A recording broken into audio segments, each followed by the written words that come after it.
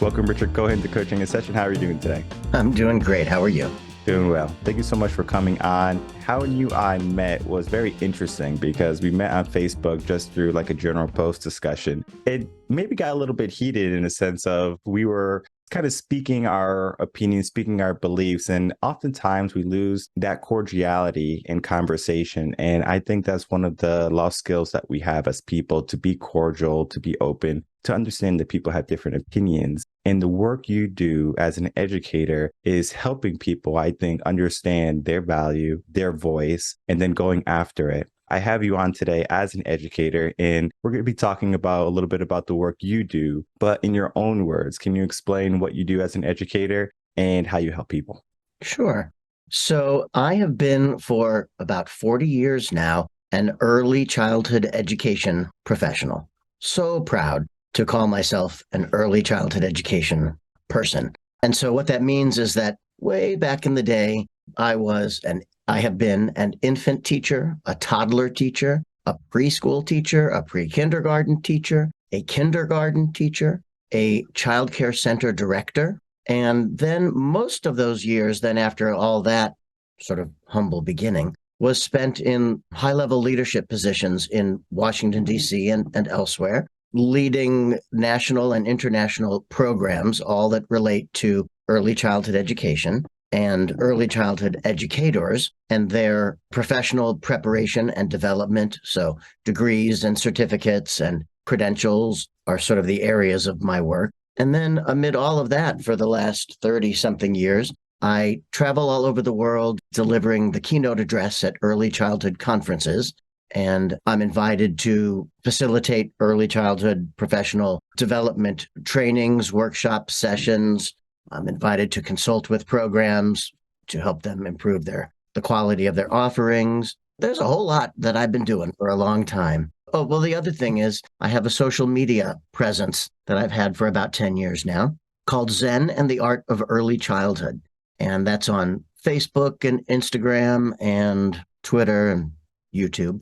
And it was there that you and I met on my Facebook page. And, my whole life's work has been less about me being a teacher and more about me being a facilitator. And so while you were kind of maybe surprised by my cordiality or civility in our interaction on that social media page, that's literally what I do for a living, which is facilitate others, expanding their thinking on various topics and expanding mine in so doing. And so having that conversation with you is just, sadly, it's not the norm in our social media world, but it is sort of the norm for me. When you have to compare your early childhood learning versus your leadership training for personal development for teachers and educators, and maybe even people like in like superintendents, things like that, like administrators in the school system, what is the greatest difference that you notice when teaching them?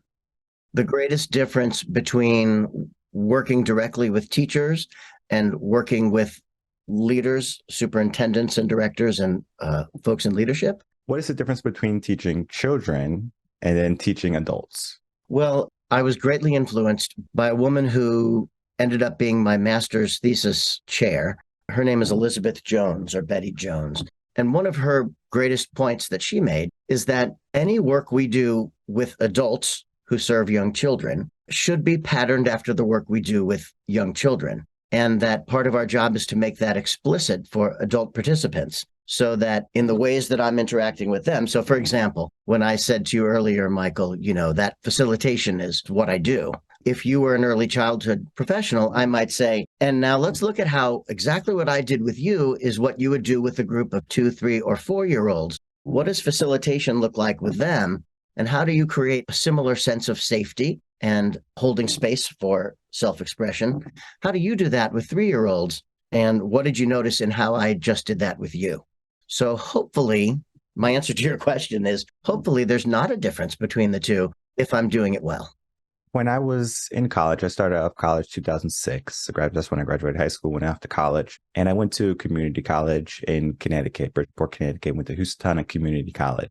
And they had a music program where it was kind of disheveled, I guess you can say, or just torn apart. It wasn't taken care of. There was no leadership in there. Yes. And that was the right time when I got there because I wanted to learn music. I started learning guitar. My advisor, he was actually an early childhood or like maybe a preschool teacher, I think, but I think it was early childhood teacher. And he was fantastic. He was fantastic with them. He had a great demeanor. He was very caring. He was Jamaican, if that means anything. He used a lot of rhythm where he was using drums and he used music to really get a hold of them. His classroom management was impeccable. I learned so much from him. When I was going for music as my major, it was always to be a teacher. So I was going to be a music teacher down the road. When I was there in 2006 to 9 at that college, I learned about the kids there. It's a different world we live in today, especially with technology. It doesn't have to be 2006. It could be 2000 if you want to go back that far. Okay. What is some of the changes that you see in early childhood learning from 10, 20, wherever you want to take it years ago to today? First off, as an aside, I would point out that so I teach at Manchester Community College in Connecticut, sister to Housatonic. And in less than a year, Housatonic and our college will be one college called CT State. And you and I will be even more connected. But in any case, so small world. Good to know you. You know, I was thinking about, and maybe this is a tangent here, but I was thinking about, you mentioned your professor and how he was from Jamaica. And you, as an aside, you sort of said, and if that means anything. And I began thinking, well, without making a broad generalization about any group, what I know about Jamaica and Jamaican Americans is that music is an integral part of their culture and their raising when they were children. And so it's not a surprise to me that someone for whom music is part of their identity would end up teaching music to others and to children. And so that sort of takes me to your question in that it seems to me that there was a time when we were all more connected to music, whether that was 20 years ago, 100 or 500 years ago, when we all lived tribally and music was part of our communication, our self-expression, our cultural identities. Since I came on the scene in the early 80s, when the people who came before me invited me into the community of early educators and how song and dance and music making is such an integral part of the first years of life. I took that on and I embraced that. When I run around and I do those keynote addresses at conferences that I mentioned earlier, I always get 1,000 people at a time up and dancing and singing and playing and being foolish, because that's part of, to me, the fabric of human life, of what it means to be a human. What I've noticed now in these last decades, as we sit here in 2022, is so much of that feels to me like it's been lost or devalued. In the time that we human beings now spend looking at screens, instead of making eye contact with other people, in the time that we now spend sitting side by side with people playing a video game or watching a screen, rather than making eye contact, playing across from each other. Or, I just think of that whole wonderful culture of singing and dancing as a communal experience and such joy that comes of it that for me, subjectively, anecdotally, seems to have kind of been lost a bit. It saddens me and concerns me for the future because we're just focusing on music because that was the nature of your question. But music and eye contact and social connection are all parts of what make us human. I seem to notice that in today's society, those things have been devalued. And so I'm not sure what it's going to mean to be a human when our little ones today become the adults of tomorrow. If they're steeped in different values than we humans have been since before recorded time. I completely agree with you in how education had changed from where it was to where it is today and how things kind of got swept under the rug, where even the arts were in a constant battle. I know in the 2010s, it was always like, okay, we're going to take away funding from where? From the arts. So they were going to take away art class, music class. They needed gyms. So of course, gym was still going to be there, but art and music were on the chopping block. At the time, I was a music teacher and I was just wondering, I was just curious, like, how could they take away something that's so beneficial for a child's development? Because music does so much more than provide entertainment, right? It's the kinesthetic feel also that many people don't understand, that their kid is moving. They're learning confidence. If you look at school, a typical classroom, the child is sitting, they're sitting for a good majority of the day. and they have outlets, gym class, recess, music, where they get to move, where they're encouraged to move.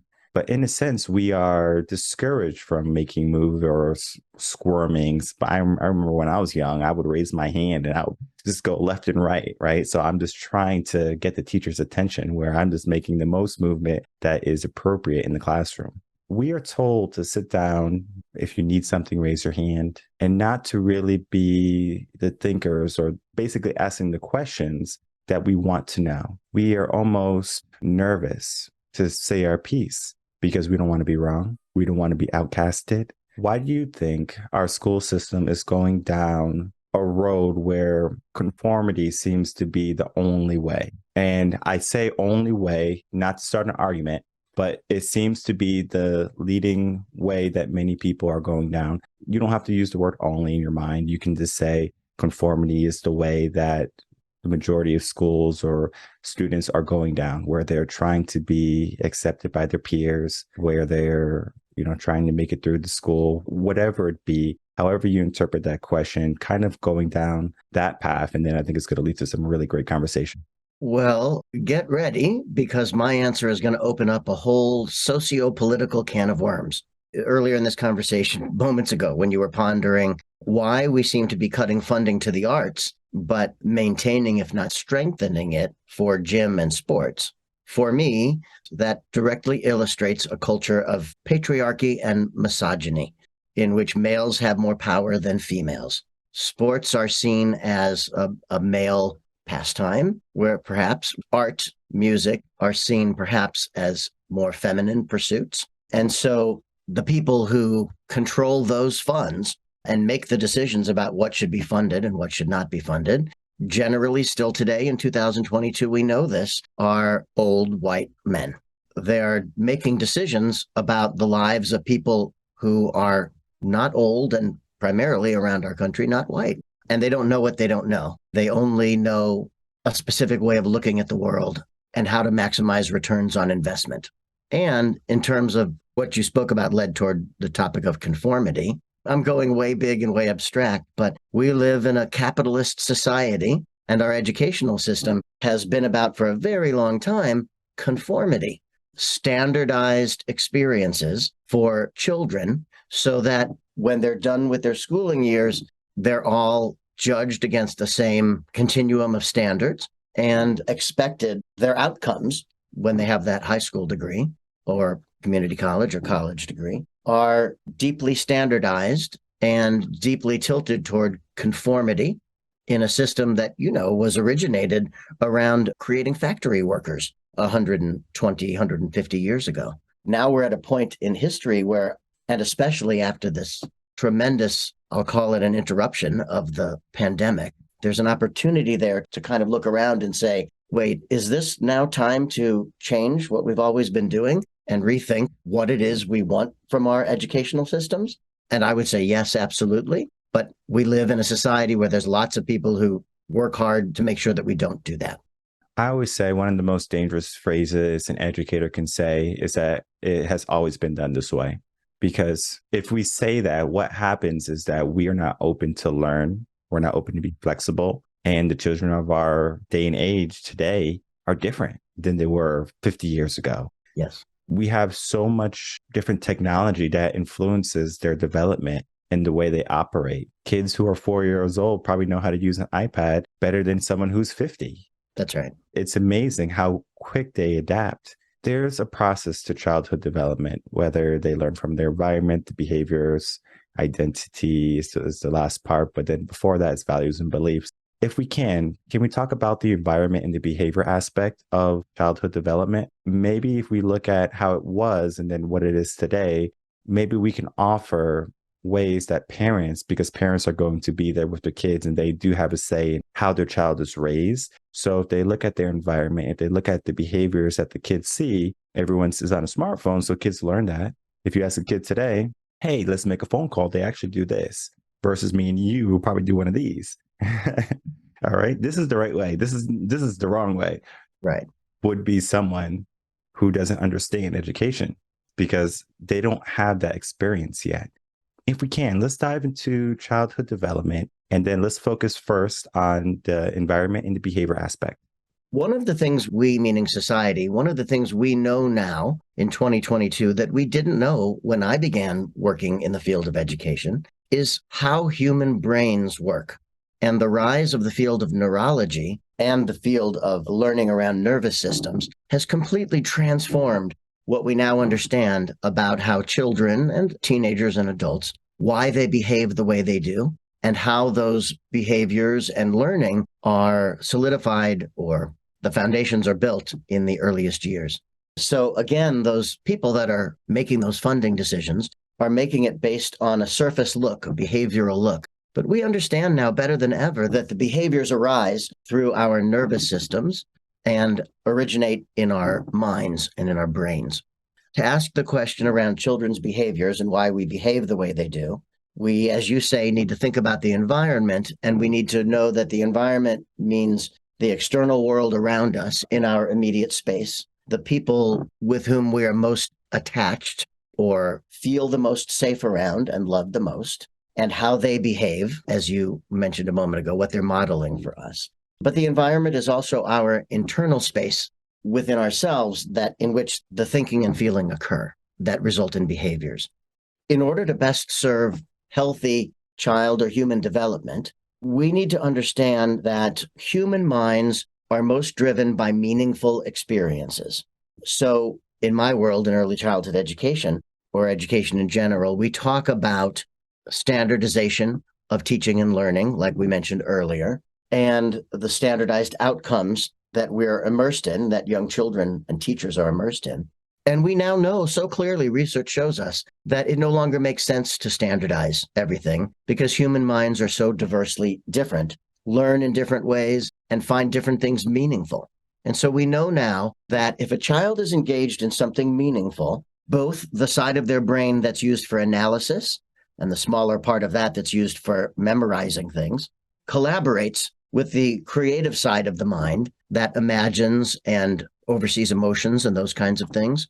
Again, to just give an early childhood example, if I am sitting all my 3-year-olds down and saying, we're going to learn about the topic of autumn now because it's October, but what I know is the children in my care are interested in Disney princesses, Power Rangers, pirates, and I don't know what else.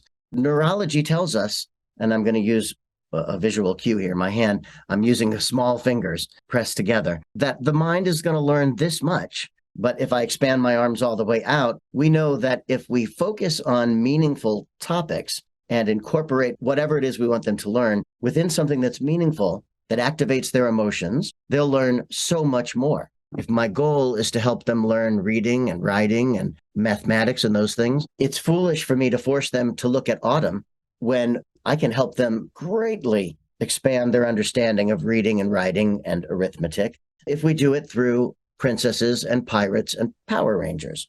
And that's not what our education system right now values and kind of demands of our teachers, which is also why we're having this tremendous number of teachers who are leaving the field. Right now, as we speak, the teacher shortages are tremendous. And that is in part, there are many reasons why, but that's in part because the teachers now have all the research and the information about what young children, what minds of any age need to learn. And they know that they're working in a system that is ignoring that and, in fact, requiring them to do the opposite.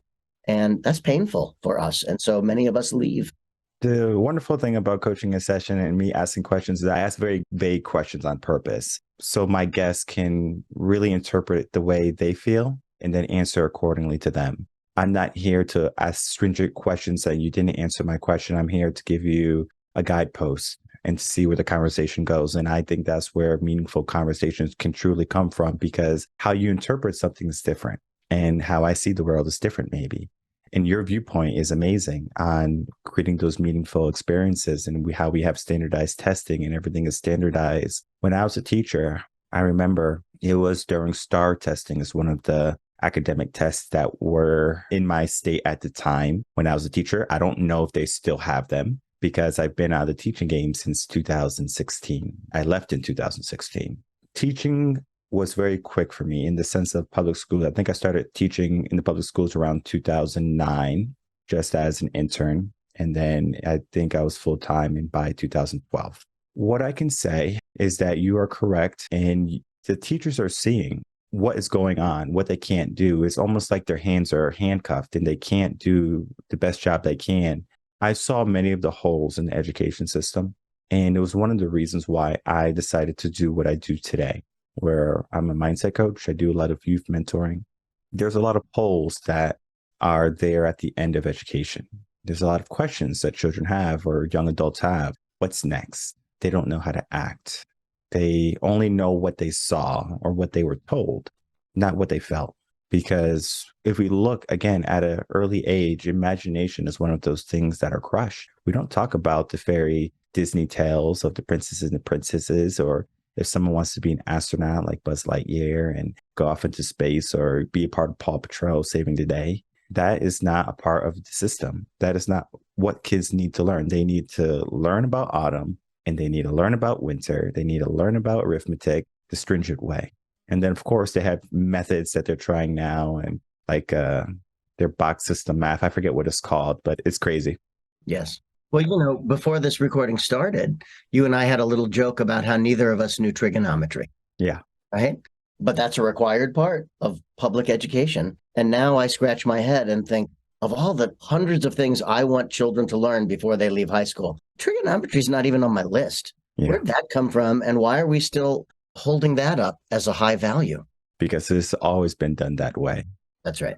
And it's the most dangerous way that a person can think, especially an educator or someone who's empowered to make the choices for educators, administrators, things like that along those lines. But then it goes even beyond them. Sometimes I think like the superintendents, like they have some flexibility. They offer some flexibility for the teachers, but it's still the curriculum. It's still the state standards. And it's difficult to get around it. And I remember when I was a teacher, I had a wonderful cooperating teacher. He was amazing with the kids. He was magnetic and I learned from him.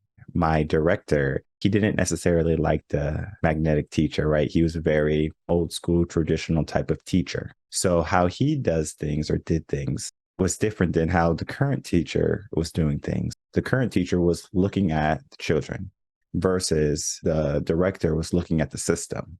It's a big difference when you look at the map, but you're not looking in front of you. So you're just looking at the map and you're just walking, but you're not looking in front of you to see if you're going in the right direction. And I think that is what's happening in our school system is that we're given a map, but we're not looking at where we're going with that, right? We're not looking at where we end up until we finally get to the end and we're like, well, this is not where I am. Oh, well, if they're 18, good luck, kids. So they're totally unprepared for the world.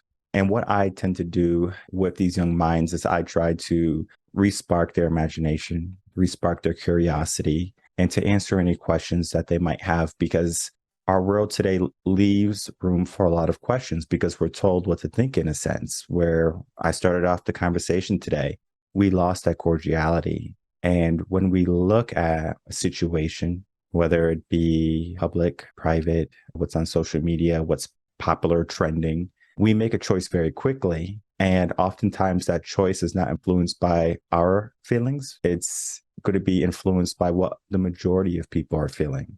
And so we are easily influenced by the masses versus looking on the inside, believing what we believe, having a value system and making sure we uphold that value system, and then having the character to keep on going through with it. Because if my friends are doing something that I think is wrong, I might not say anything, because it's going to make me an outcast. And if we know anything about human nature, especially for peer acceptance, especially in teenagers, I mean, it's even before that too, but especially teenagers in middle school, is that they crave for that peer acceptance. If we had to help children understand that they are unique and individual and they have something to offer to the world, what are some ways that you help them shine? So when a parent is listening to this podcast, when maybe a teenager is listening to this podcast and they are going to hear this advice on how to allow themselves to be themselves again versus what society has says to be standard, to be like everyone else, what are some ways that you help people reclaim themselves? First of all, I want to just go back momentarily and point out that when you described what you do, helping respark young people, and you spoke earlier about how you handle this podcast and you ask vague or open-ended questions, I'm really struck by how similar kind of our jobs are. We both use the same skill sets with similar goals, even though our areas of focus appear to be different. But we are both skilled facilitators. And I would imagine that there's core belief that you and I share about not controlling others and instead just creating a space where they can come forward and, as you say, shine, and that's a different skill set, creating that space and allowing it to happen than most folks who want to try to control the outcome and control what the child is going to become. So for me, as an early childhood educator, to answer the question where we left off a moment ago, what do we do? At least in my world, the answer is very simple, or seemingly simple, and that's play.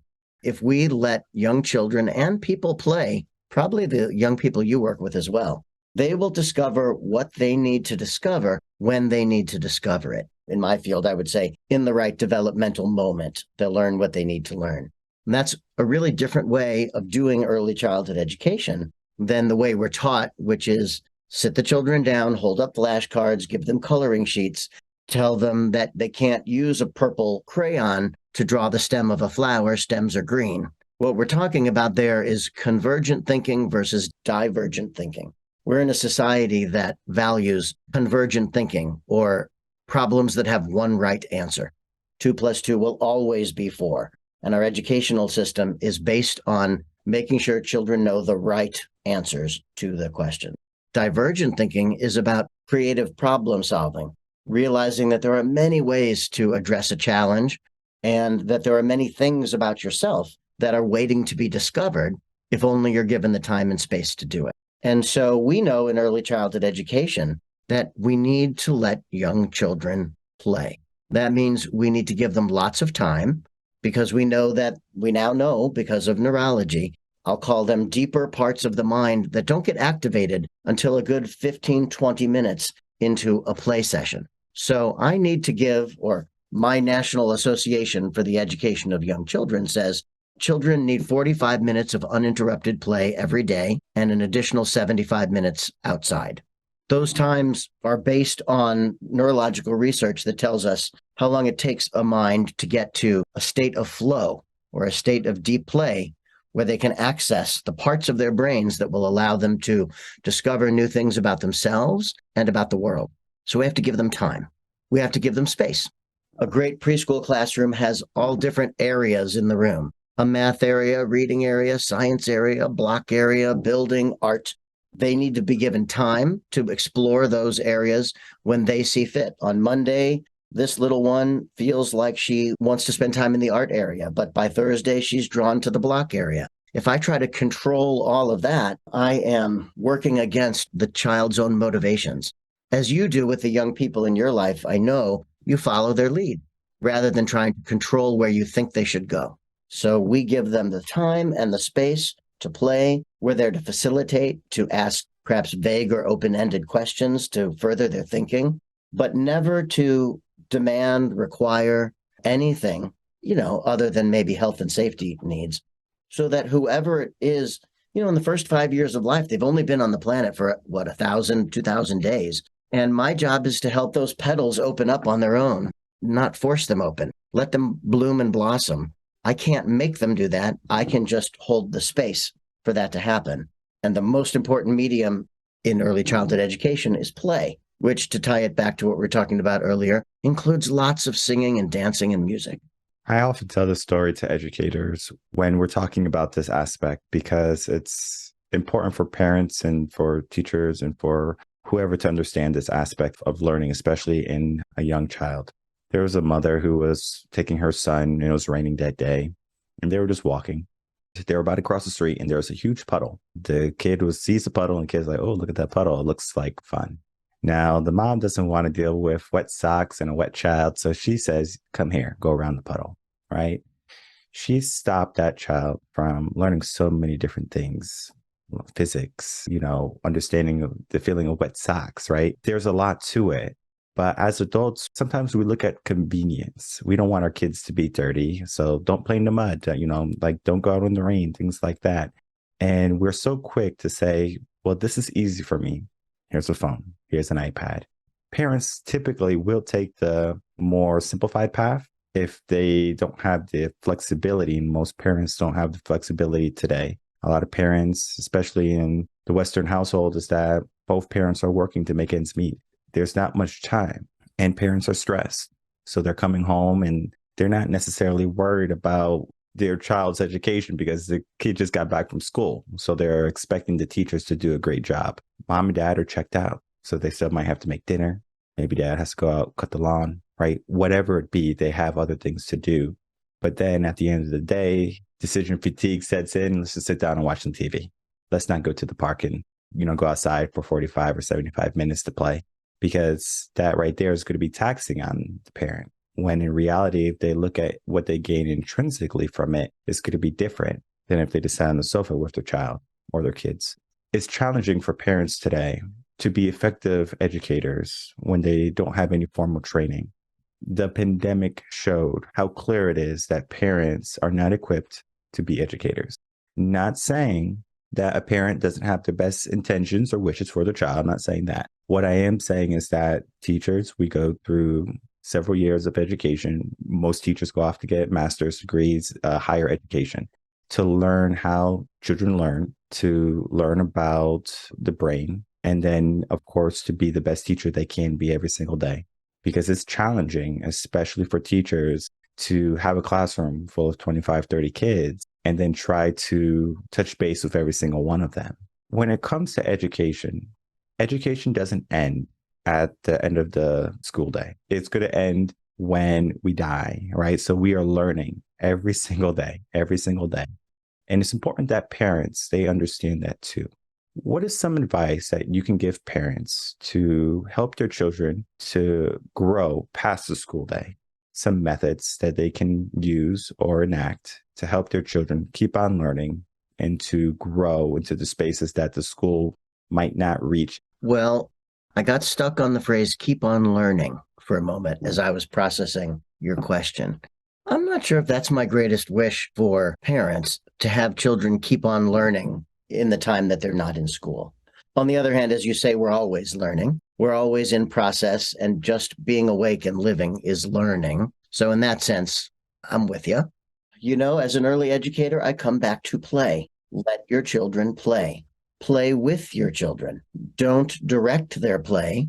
Play alongside them. Read to your children. Read with your children. Spend quiet time together with your children without screens. Play with them in ways that encourage eye contact between you and your child. We literally know now, we have scads of research now telling us how eye contact shapes human identity, especially in the first years of life, and how much less eye contact we're clocking now than human beings ever in the history of our species. And that's shaping us in a very different direction, in a direction that devalues social connections, for example, as we look toward a future where those connections are going to be more important than ever and are threatened by screen time and social media time and all those things that take us away from human interaction, in real life human interaction, that it could involve human touch, human eye contact, and moments of intimacy. I guess I would say to parents, take stock of your relationship with your child. In what ways are you cultivating intimacy with your child? Just those lovely moments where your child feels, without even you having to say the words, they get the messages like, I am safe, I am loved, I am fully accepted for who I am. This person loves me unconditionally. A lot of parents think to themselves, a lot of parents that I talk with think, oh, my child knows those things. Well, what exactly is it you're doing, sort of behaviorally, that sends those messages? Do you actually say the words? What are you doing in terms of your facial and body expressions that send that message to your child? Oh, well, I never thought of it that way. I'm just busy driving them to ballet and soccer and t-ball, and they're in the back seat and we have conversations. That's nice. But what else can you do? That's great. And what else can you do in your day that might put some more intimate, playful, joyous moments with your child? Sing with them, dance with them, sit and draw next to them. Let me go back to one basic concept called open-ended versus closed-ended. If you've only given your child closed-ended materials, like a toy where you press this button and it always makes the same sound, or a transformer that always transforms into the same Optimus Prime or whatever, that's fine. But if you want to encourage that creativity, then you need to just give them blocks, pots and pans, lids, a bucket of water, things that are open ended, which means that the child can choose the direction the material can go, how long they want to use them, and when and how that play experience ends. And sit with them, fill up the bath with bubbles, sit with them and play bubble play or whatever that is. Think in terms of open ended play, think in terms of real joy and how you can share that with your child. And I get why we don't. So many of us are in survival mode these days, and we don't have time to think about thriving. We're just trying to get through the day, get the food done, get them bathed, get them into bed, get ready for the next day, and do it all over again. So, one of the many things that I work on with people is mindfulness and breathing and slowing down your mind, because that's the first step, I believe, in being able to get out of that rat race and that worrying mind telling you all the things you've got to get done as quickly as possible, and to be able to just be present with your child. Young children live in the present moment, not in the past or the future. We grown-ups spend more time ruminating about our past or worrying about our futures. And so sometimes it takes some breathing and slowing down to get us to remember that we're not in the present where our children are. And we need to get ourselves there so that ourselves and our children can connect and have fun together. I love everything you said, from how parents just have to be more mindful to just the aspect of play, the different types of play, whether it be with blocks or with sand or with a toy that you press a button with. Like, I'm sure many parents don't even recognize that. They just understand it's occupying my child. My child likes this. The thing about the brain, the thing about education is that it's difficult to learn everything and to fulfill every single role. That's why there's so many different types of teachers. You're going to have your different types of teachers in your arts, your art teacher, your gym teacher, your PE teacher. And even in the early grades of elementary, if a third grade has 3 teachers in that school, they're going to say, well, this teacher is going to be the math teacher. And so they're having the kids go to math class versus one teacher teaching everything, because they have found that that is more effective than if they had said, okay, one teacher is going to teach everything in one classroom and the kids never leave the classroom. Well, it's about imagination. It's about being open. It's about seeing the world for what it truly is rather than just the box that they're in.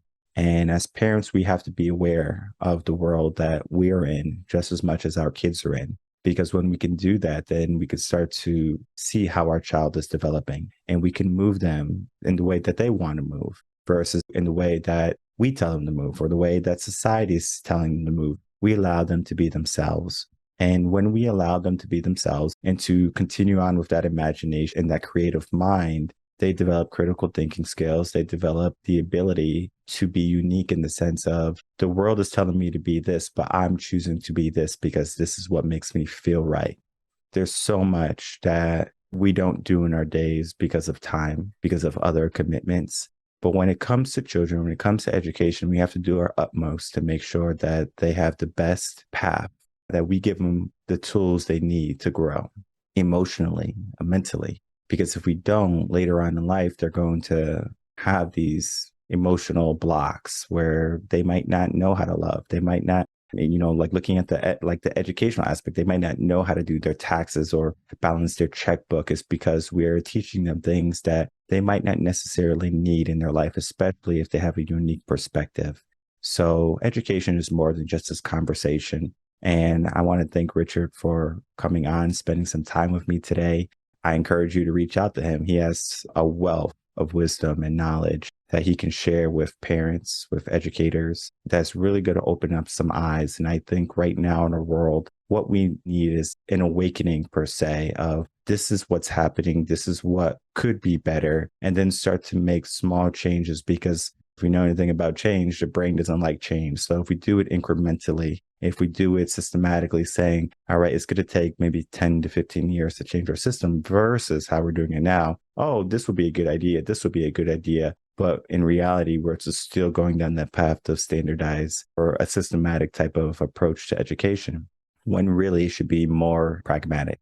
Richard, if I can from you, please give us any last words, and then please tell the audience where they can find you. Well, I'll just say that, the thought that came to mind a moment ago when you were speaking about parents wanting the best for their children. I think we all agree on that. but it's a trap in that we think best means the best school, the most extracurricular activities. We believe that best means highest levels of success. And in fact, the real truth, the wisdom lies in knowing that the strategy is counterintuitive. But the way to help your children have the best life is actually to slow down and spend time with them and connect with them. Even though your mind, society is telling your mind to add things, do things, control things. The truth is, if you want what's best for your child, do the opposite of that. Don't listen to that thought pattern. So I guess that would be my final piece of advice. And when in doubt, play. If any of your folks want to find me, my website is Richard Cohen, that's COHEN.com. And they can find me at Zen and the Art of Early Childhood on Facebook, Instagram, and Twitter. And I'm happy to be of support to anyone who might want to reach out to me. And I thank you for inviting me onto your show, Michael. Of course. I want to thank you for spending some time with us today, sharing your wisdom again, and then opening up that conversation that needs to be had. Because if we keep going down the path that we're going down, we're just going to continue to be pushing out children who are not aware of their potential. And I find that to be a huge crutch in our society because there's so much that they can do, and the limiting beliefs that we give them are not beneficial. Again, thank you so much, Rich, for coming on. Great conversation.